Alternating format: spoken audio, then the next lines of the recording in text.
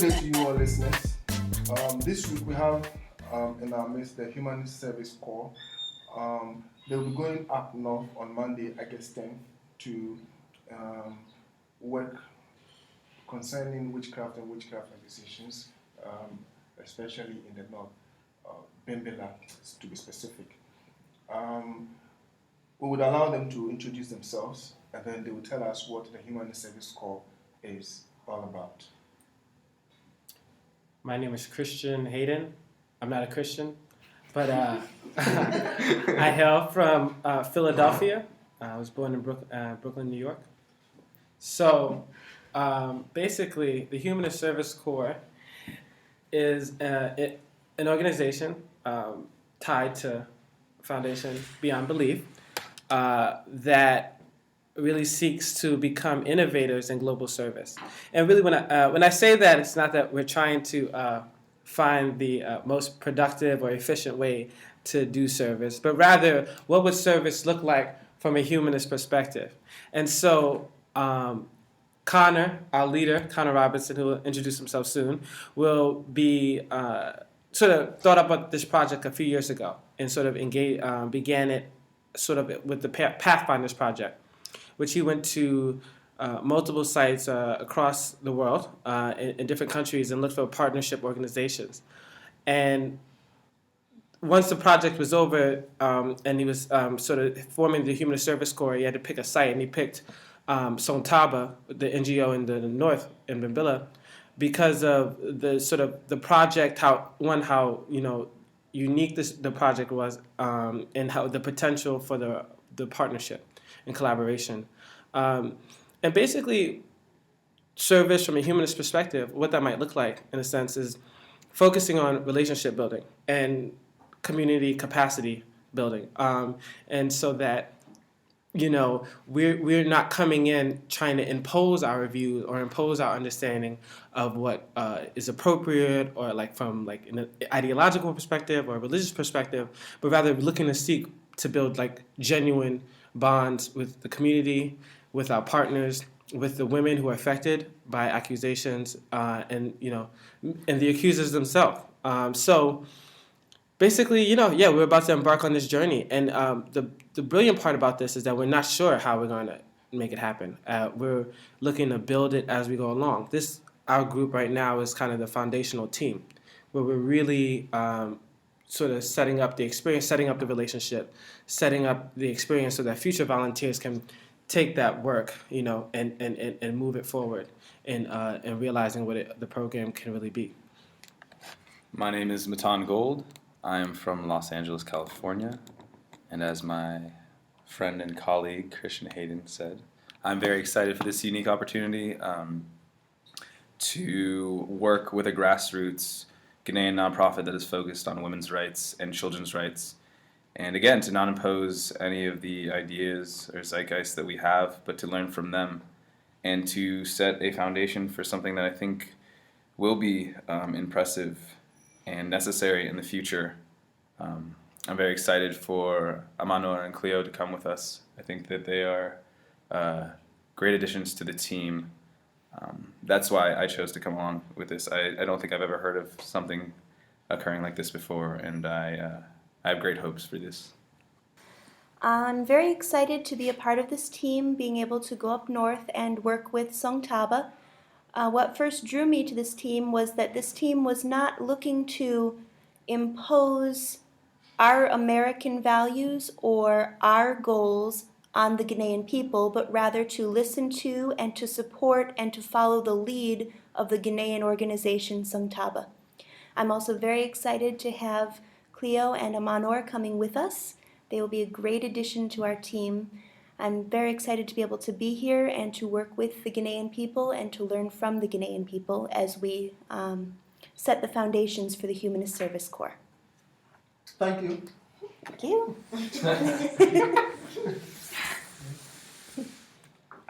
I'm Nadaha Wheeler. I'm from Washington State, which is the Washington without the Ghanaian embassy in Pennsylvania Avenue, because that seems to be confusing. I just kind of want to second everything everyone else said, because going last means they kind of covered all of the reasons why I came along. But I am really excited to work with Songtaba and under them, as opposed to supervising them as a lot of international organizations do, because Songtaba knows their work best, they know the region best, they know what needs to be done best, and we're just there to provide the skills that we can provide. And I'm really excited for this team, including Amanor and Cleo. Thank you. My name's Connor Robinson, and I'm the program coordinator for the Humanist Service Corps. I'd like to add to what the volunteers have said by just focusing on Songtaba and the organization's strengths as a way of illustrating why we chose Songtaba for this partnership and for this program. And as a way of pointing out or reinforcing everything the volunteers have said in terms of us wanting to take the lead of the local organization. Because Songtaba, even though they do want help from volunteers, they've already done a pretty incredible job on addressing what seems to be a very complex and thorny issue, so to speak.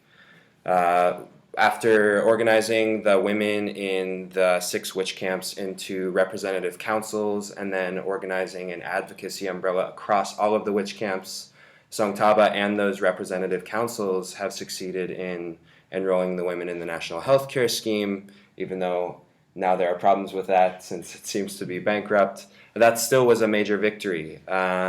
They've secured some food aid for the women in the camps. They've successfully reintegrated many of the women, so much so that when the Pathfinders visited Kukuo, the camp nearest to Bimbilla in the northern region, there are 136 alleged witches living there.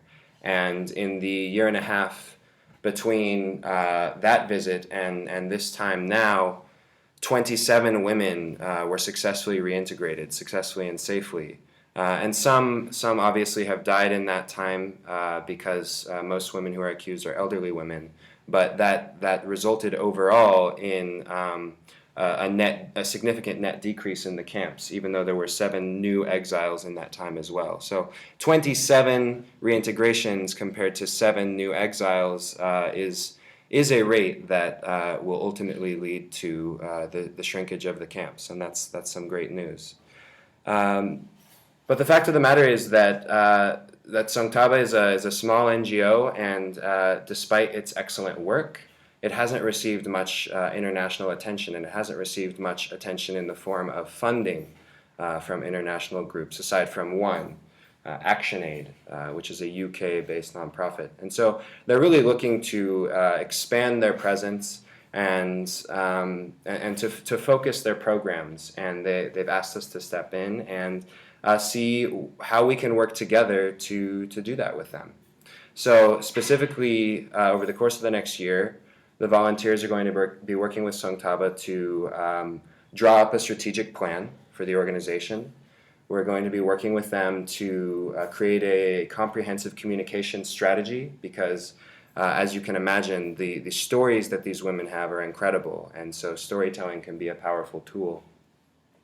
We're also going to do some work elevating the standard of living for the women who've already been exiled to the camps, as well as hopefully putting together a medical records program. See, one of the major successes that Songtaba and the women have had is they've organized an annual medical checkup.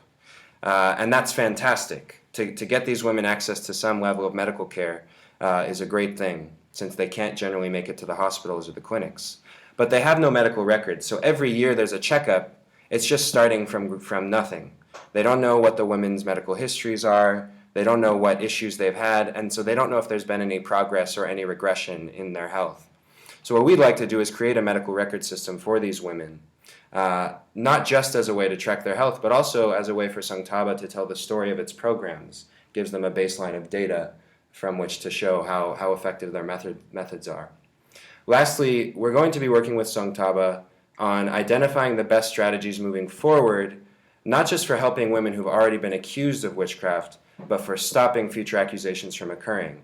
Now you'll realize that work doesn't happen in the witch camps. That work happens in the communities where the accusations are occurring.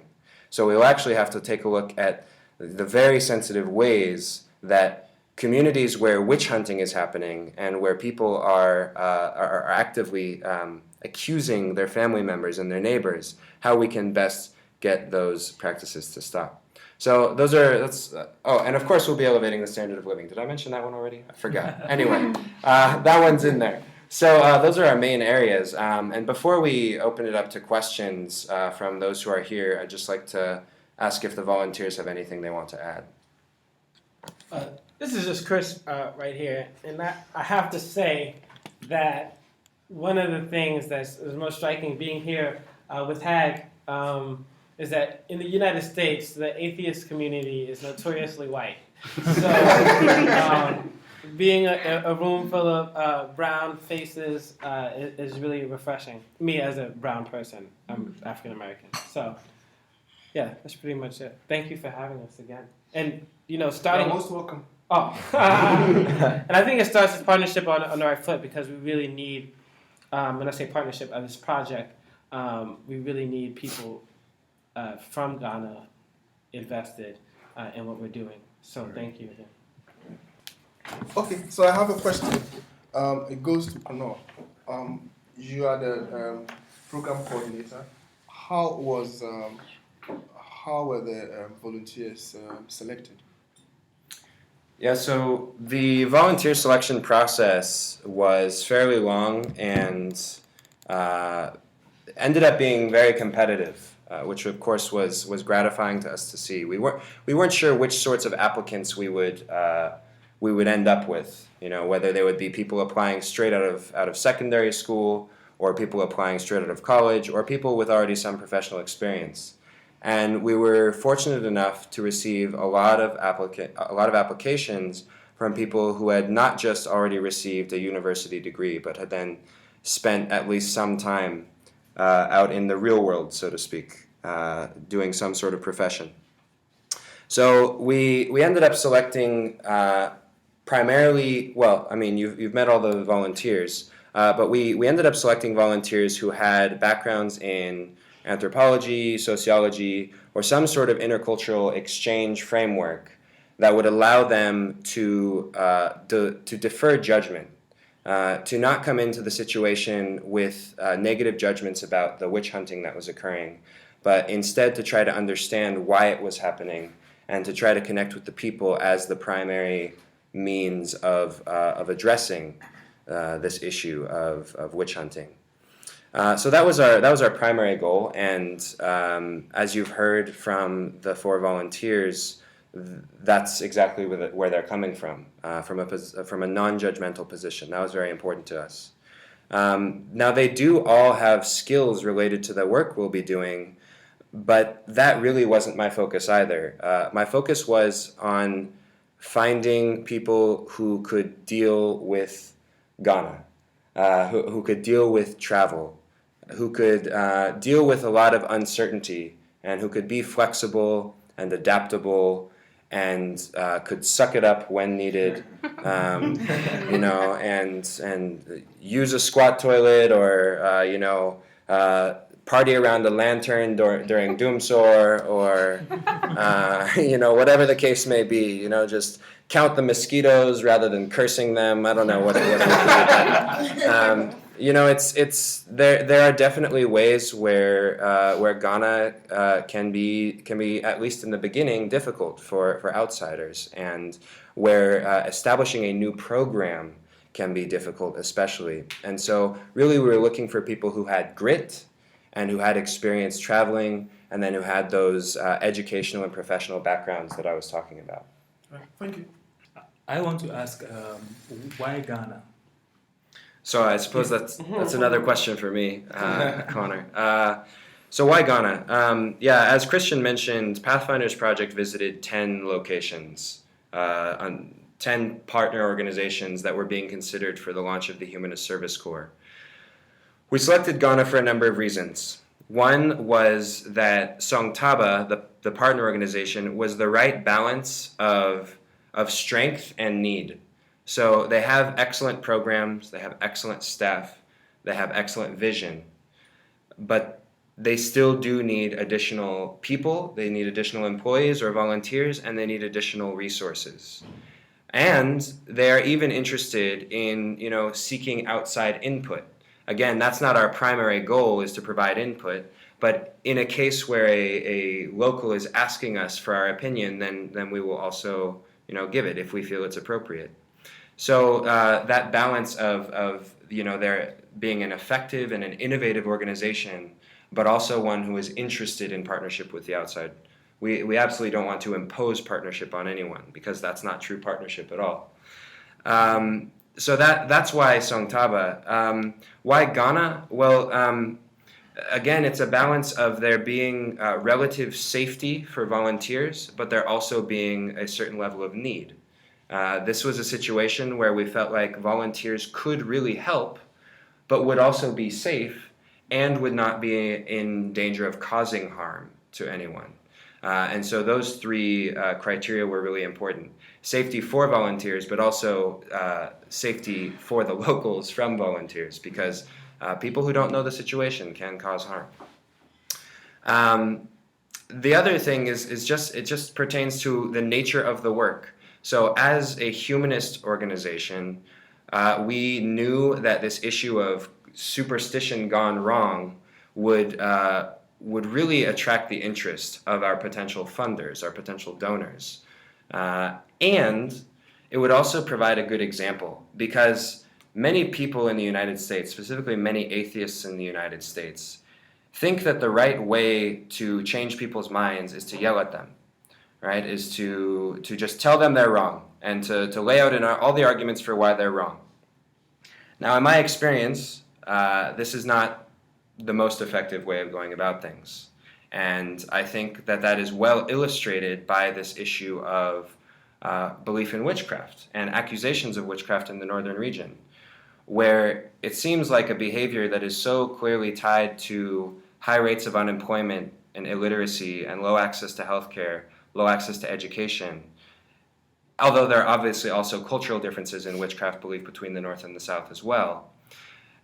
And that the main way to combat these accusations is not to go in and tell every Ghanaian how silly they are for believing in witchcraft, because that would not only be offensive, it would also be ineffective. The effective way of going about this is instead to promote health, education, and wealth, to give people control over their own lives. And we think that is potentially a very good example for the people back home who would rather just try to argue with everyone rather than make their lives better. So that's why Ghana. Hi, my name is Loretta, and I'm part of the Humanist Association of Ghana. Yeah. And I'd like to ask the members of the Humanist Service Corps, yes, how they came to be involved in this project, and then about their backgrounds, how they became humanists.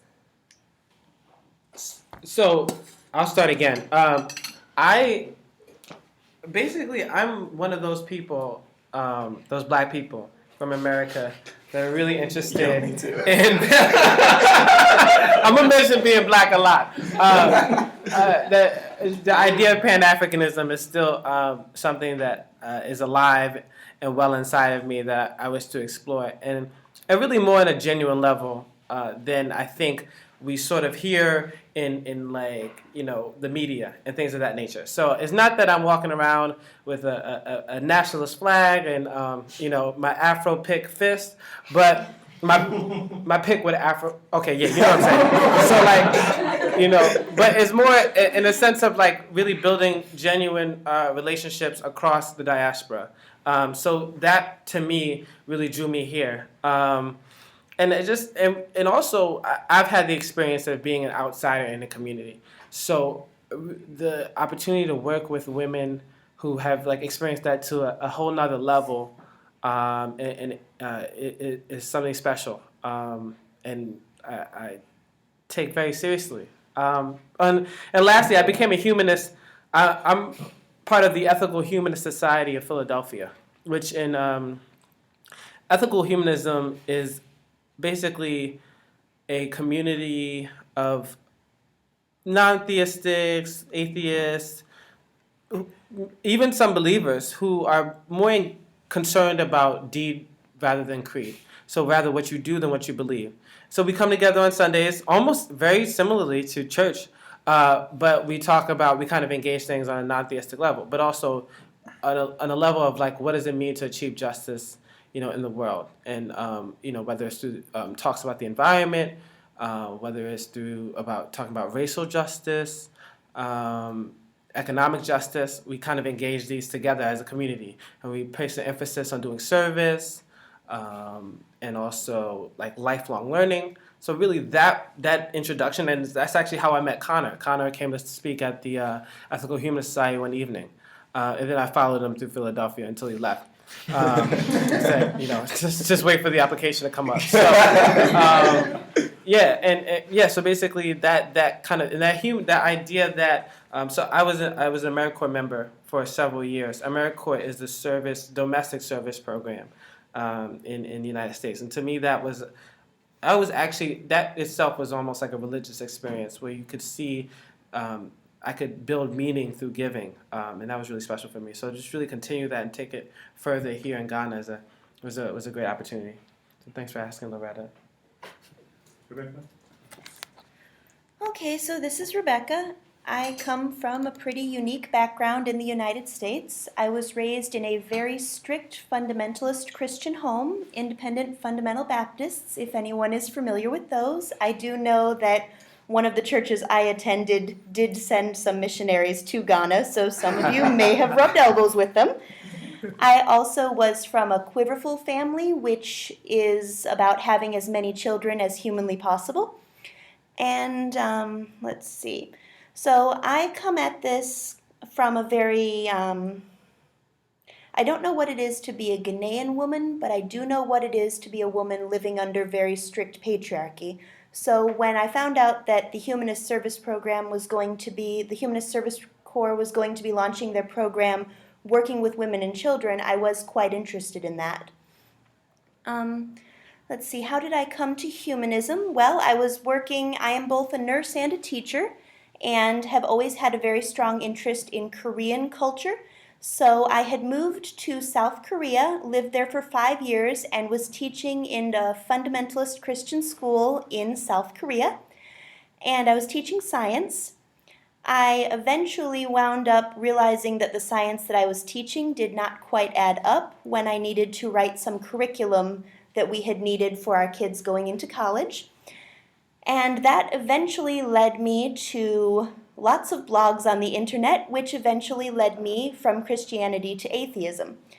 I hung out in the atheist community for a while, and just kind of watching and observing until I realized that whether as an independent fundamental Baptist or whether as an atheist, I was defining myself against what other people believed. And I wanted to come to a place where I was defining myself based on what I believed. So the atheism community eventually led me to the humanist community, and I found that the values and the goals and the approaches of the community really fit me in a way that nothing else in my life ever had. So that's why humanism, and that's why here. Thank you. Thank you very much, Rebecca. Cool. Hi. So I'm from a really small town in very conservative part of Washington. I don't think it's quite as conservative as Rebecca, but we're getting close. Growing up as a kid in a small town, very conservative, this seemed unimaginable to me, but I also always wanted to travel. My mom had to order travel brochures for me as a kid because I kept asking her questions about travel and she didn't know and got sick of answering my questions. So she just got me a lot of books. So this, to me, that's part of why I wanted to be here, was to be able to travel. Also, I started my interest in feminism really young. As young as second grade, I was doing projects on women and feminism and their rights, so that is something that's been really constant in my life. In university, I did about 4 years of sexual assault prevention and education work, particularly working on survivor-centered work and education and working with survivors to help them heal from trauma. So that seemed relatable to me with the trauma these women have experienced. unlike Christian, I just sort of found this online. I didn't know what humanism was. I actually completely misinterpreted what humanism was on my application and gave a really weird answer if you knew what they were asking. So I don't actually identify as a humanist. I don't really know what that means still. I'm working on it. I don't believe in God, but that honestly means very little to me with the rest of my identities. I'm a queer indigenous woman, but from a low-income Christian background. Like, there's a lot more that's influenced me than my lack of belief in God now. So for me, that's a very small part of this, and it's much more focused on, international women's rights and trauma, healing from trauma, and helping other women, and particularly other women of color. Interesting. This is Matan. I'm glad we're bookending it with brown men Brown from people. America. So my background is in writing, and I think that one of my goals for this project is to not reinvent a narrative, but to shape narratives. And this has been the case since we have been writing, which is who is left out of narratives. And that is what is happening to these women in these camps. Their stories are not being told.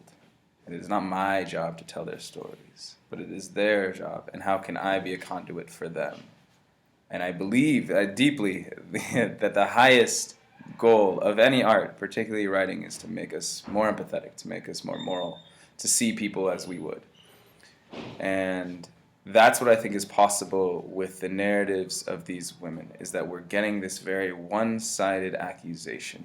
And can we not show, it was what Rebecca was saying. It's not a case of against, it's a way of shaping it. It's not a one-to-one. It's making it a holistic circle. And so that's why I came to this project.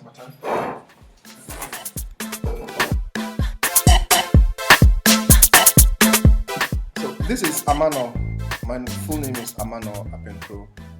I'm also the president of the Humanist Association of Ghana, HAG, or you can simply say HAG. I'll also be joining the Humanist Service Corps up there in the north for the next year.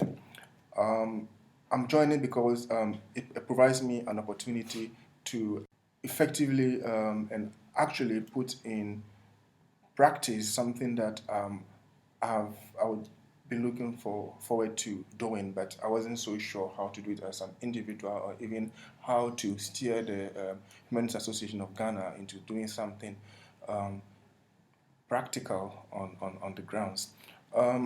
I'm very excited about it because it provides me an opportunity to learn from all these diverse groups of people how things are done on the ground. So I'll be learning from the Songtaba staff issues concerning women's rights and witchcraft accusations, which Humanist Association of Ghana would have loved to engage in.